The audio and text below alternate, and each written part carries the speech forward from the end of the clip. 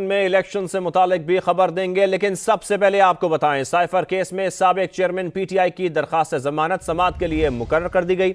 Supreme court में सर्दियों की छुट्टियों की वजह से बेंच तब्दील। जस्टिस सरदार तारिक मसूद की सरबराही में नए बेंच की तश्कील हुई। जस्टिस मंसूर शाह और जस्टिस अतहर मिनल्लाह बेंच का हिस्सा है। सुप्रीम कोर्ट में केस की समाअत 22 दिसंबर को होगी।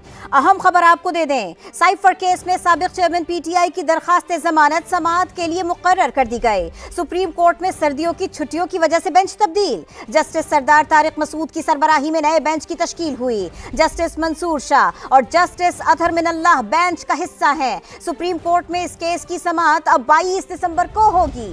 सुप्रीम कोर्ट में सर्दियों की छुट्टियों की वजह से बेंच तब्दील। जस्टिस सरदार तारिक मसूद की सरबराही में नए बेंच की तश्कील हुई। जस्टिस मंसूर शाह और जस्टिस अतहर मिनल्लाह बेंच का हिस्सा है। सुप्रीम कोर्ट में केस की समाअत 22 दिसंबर को होगी।